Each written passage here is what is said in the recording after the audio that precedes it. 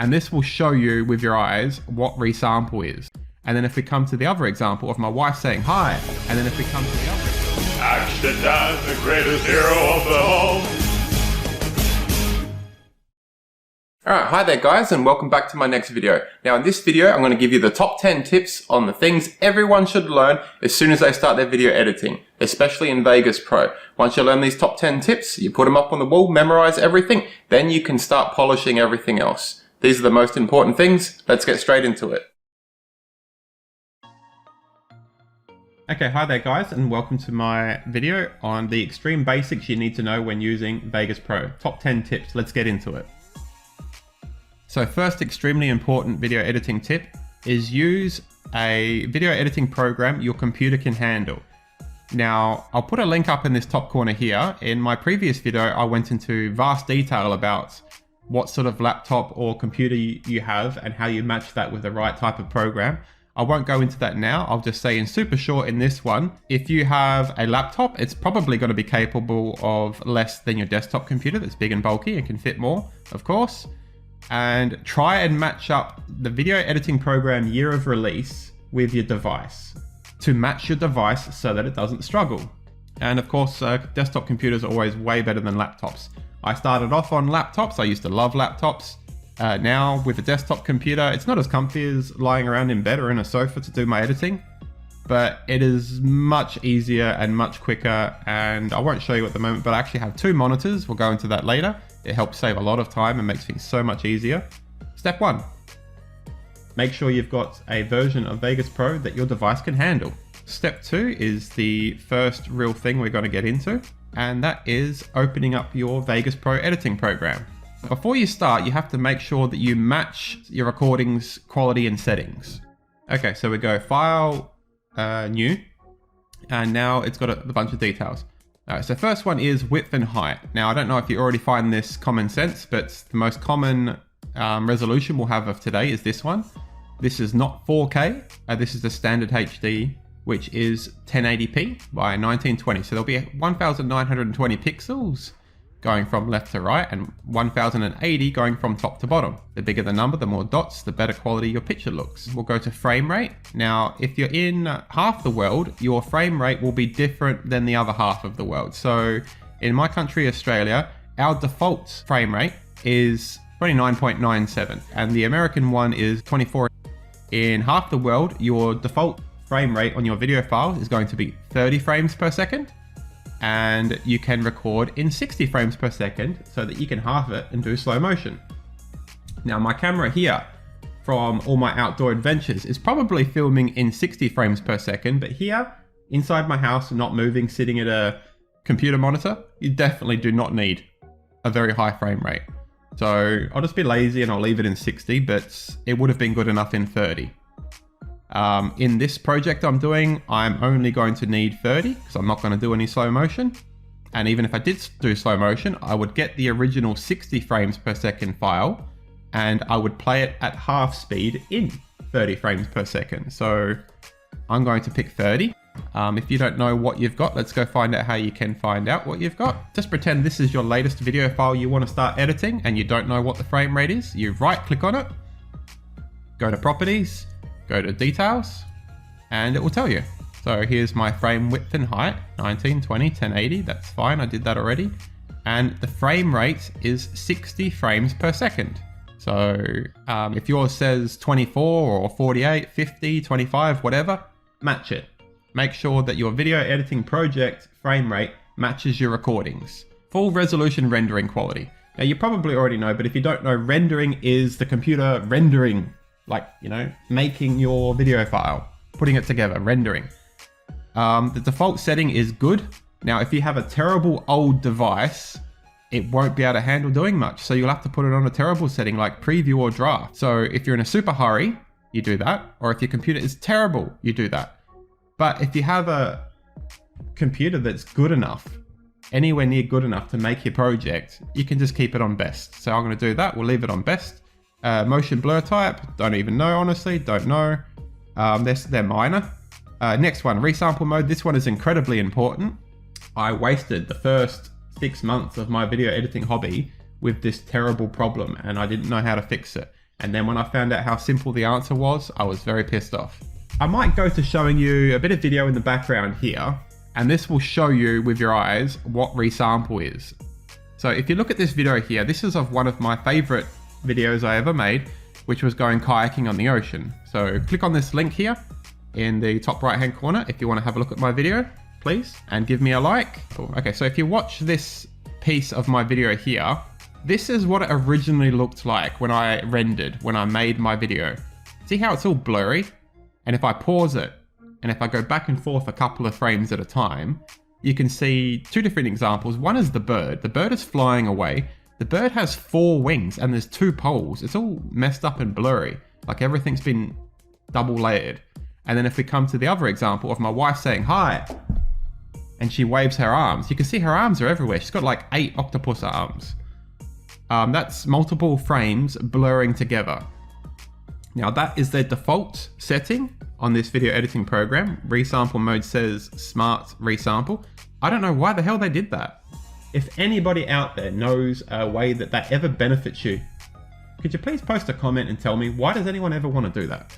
All right, so you click on this and you go disable resample. This is extremely important to make your videos look better. Disable resample. Okay, next. All right, so this one here, adjust source media to match your project settings. If you've got no clue on how to do anything, you can do that. But if you're watching this, you've got a rough idea, so we don't need to do that. Audio. Audio, this is a number. The bigger the number, the higher the quality of your audio. The default recommendation is 48,000, and I honestly don't know enough about the video files to mess around with that. But if you have a super high quality device, it may have automatically suggested a higher number. I'm just gonna leave it. Now this one I do know, resample and stretch quality. This is the same as the video quality, but it's audio. So same thing. Unless you have a computer or a laptop that is terrible, you should be able to put this on best, get the best quality, and your computer shouldn't struggle. Next, recorded files folder. This is things like my microphone voiceover I'm doing right now. On this screen here, you can't see it, but I have one of these Vegas Pro programs on my secondary monitor, and it's recording in the background so that I can later on edit my voiceover. And this is the default folder on where I want to save what I'm making in Vegas Pro, such as photographs of pictures taken and my microphone recordings that I do in Vegas Pro. It's where do you want to put it? Is it important? No, you don't need to remember that. Let's move on. This, yeah, nothing important, nothing important, nothing important. We'll come back to video, double check, disable resample, best quality, frame rate, we talked about that.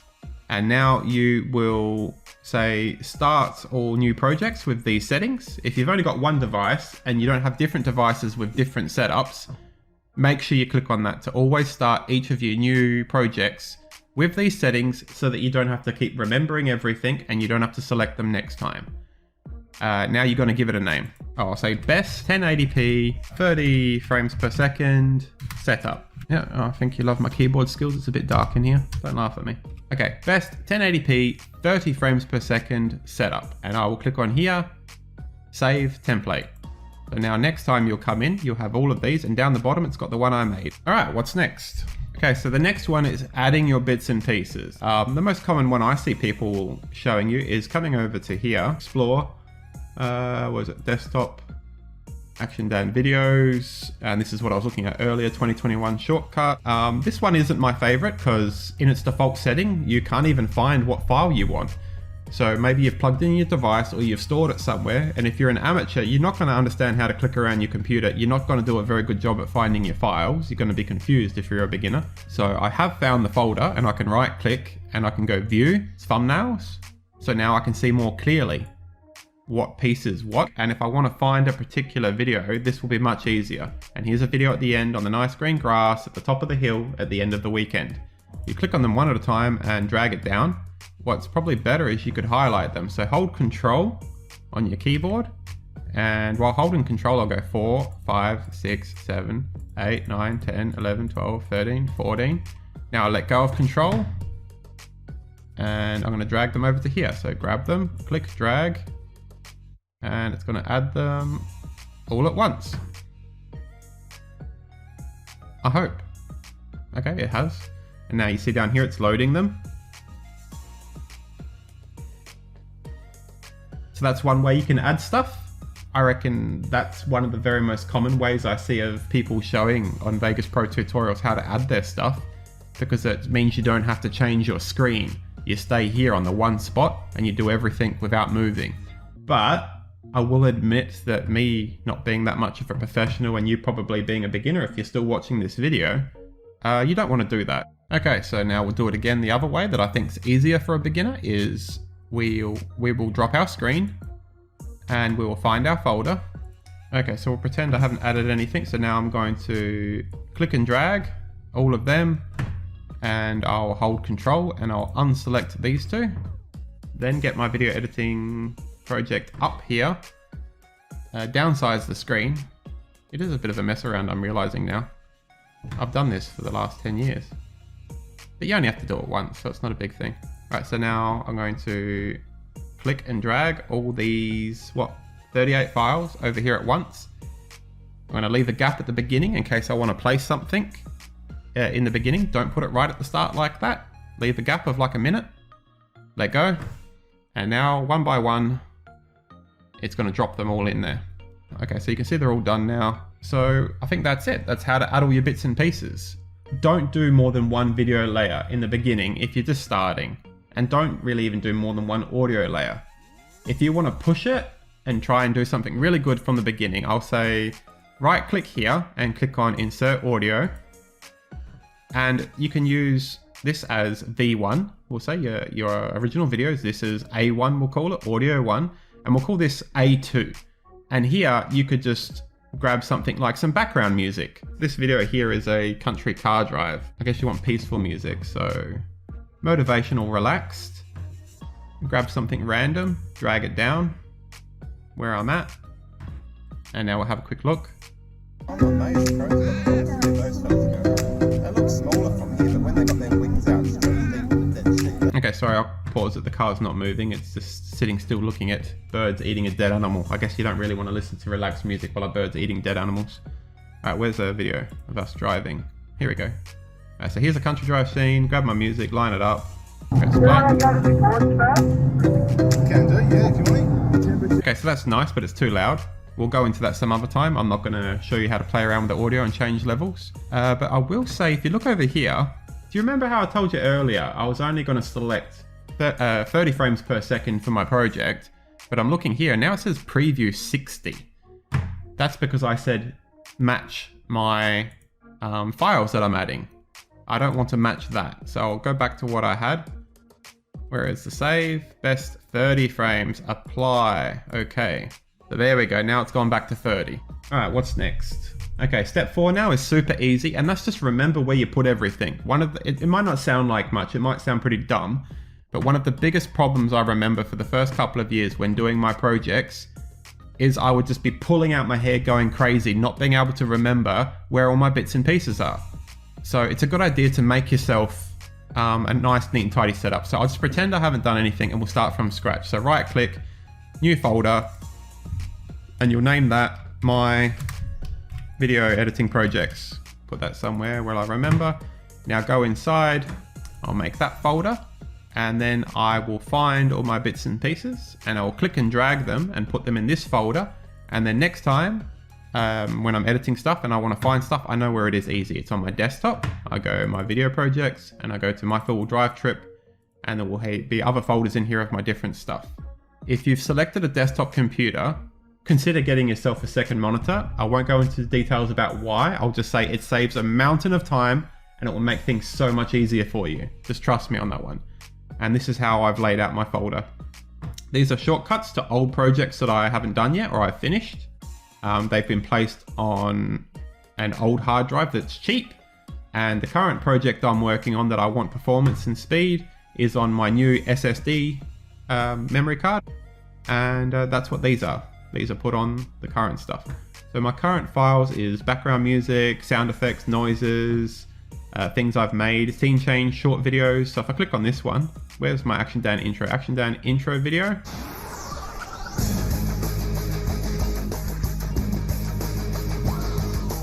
So these are all short videos for stuff I've made in the past. Like this one here is a Batman scene change. If I'm out kayaking or something and I don't have any video files from near the end of the day till dark time, I'll use a scene change. It'll be people kayaking, and then your Batman scene change. And then it'll go on to the next scene. They're around the campfire at nighttime. It's a really good idea to take your time, think hard on how to structure everything so that next time you want to add stuff, you can find it instantly and not get lost. If you don't do this and you think it's not worth the time and effort, what's going to happen is you're going to be here and you're going to say, oh, I deleted this background music by accident. Where is it? And you'll go here on Explorer, or you'll drop it and you'll go to your desktop looking for it and you won't be able to find it and you'll waste so much time. So that's it for that one. And that's just remember where you put everything and take your time and effort organizing nice, neat and tidy folders. One more important thing with that one about organizing your files is, see, this is stuff I've got now and we'll find one. See this one here, 245. Now I'm going to come down, close that down. I'm going to find that file and I'm going to make the common mistake. Where is it? 245. And I'm going to remove it from this folder and I'm going to paste it on desktop. It's loading. It's a big file. And now when I re-enter my Vegas Pro editing program, it's confused and it's saying to me, something's missing. Where is it? And it says, do you want us to search for it automatically? Do you want to tell us where it is? Or do you just want to ignore it and keep doing your project without the missing file? Okay, so I'm going to put that back where it came from and you get the drift. Don't move your stuff around. Okay, next one is a major common one, and that is moving stuff around, dragging, cut and paste. So here's your settings down here. Watch this video and I would decide I want to do stuff. So let's watch it. Alrighty, so these two kids had so much fun last. Alright, so at the start, he's got his hand in the way of the camera. We don't want that. We want to trim off the part where he's getting the camera ready. So I'll zoom in a bit so I can see where he starts talking. There it is. So I'll come back 1, 2, 3, 4, 5, 6, 7, 8. I'll come back about a quarter of a second before he starts talking. And I've put my marker there. That's where he starts talking, I can see. And then you will go right click and you can trim start, cut off the start, trim end, cut off the end, or you can split it in half. I've gone split and it's only done one. If I go here and go split, it will split the top one. So now I'll undo that. If I highlight both of them, hold control. Now I'll right click and go trim start. It does both of them at once. Same thing, highlights both or one, and then right click and go trim end. It will cut off the end. Come back.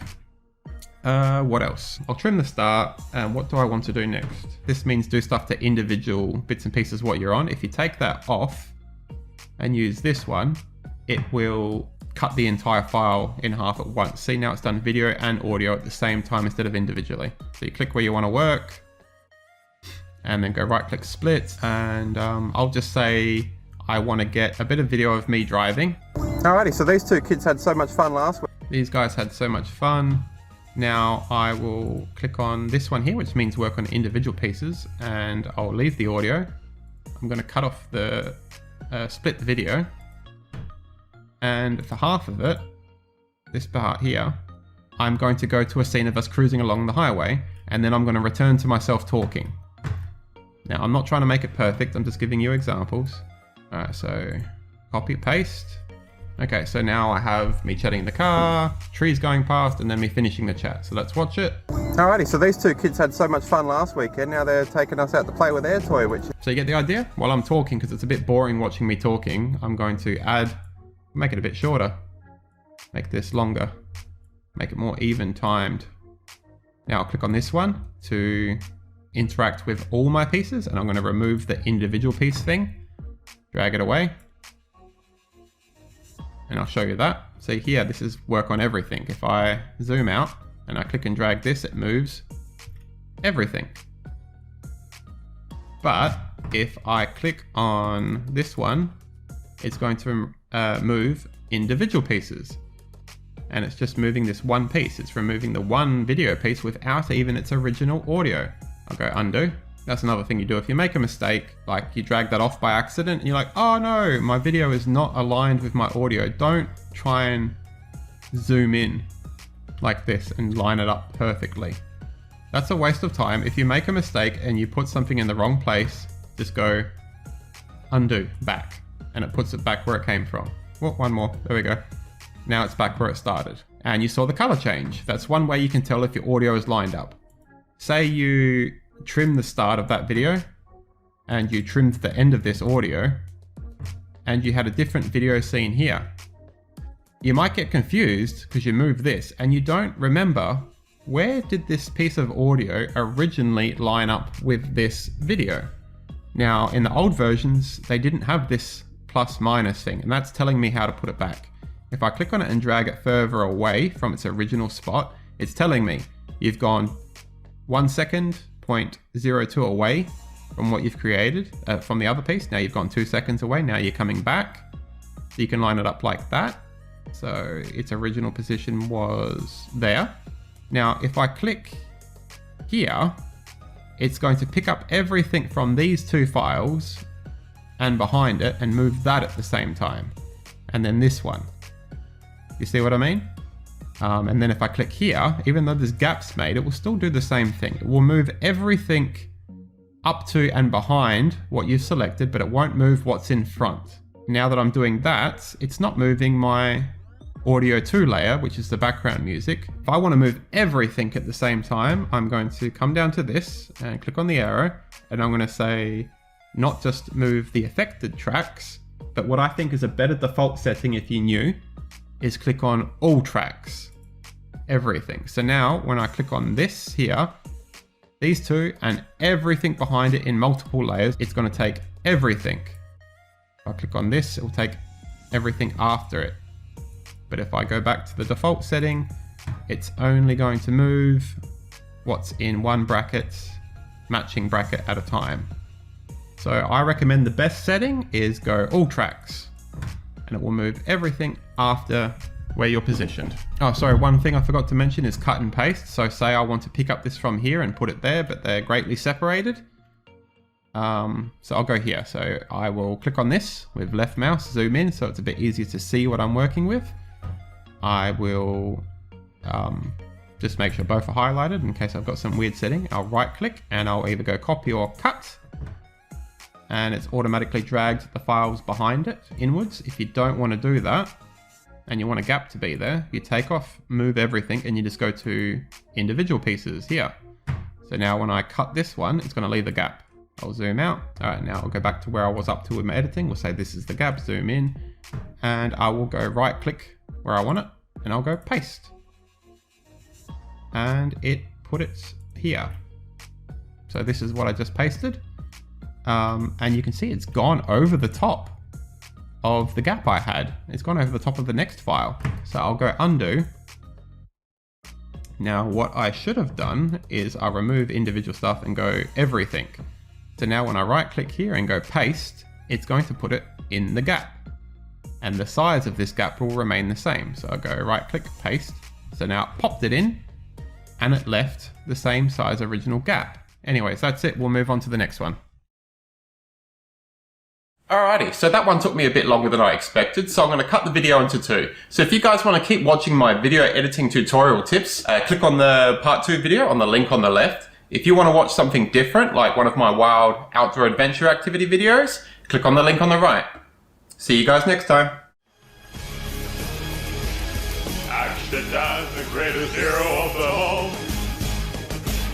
Make sure you hang around, guys, and click on one of my next videos. On the left, I have one of my random wild outdoor adventures. And on my right, I have my next recommended video editing tips to check out and start learning with Vegas Pro. Bye, see you next time.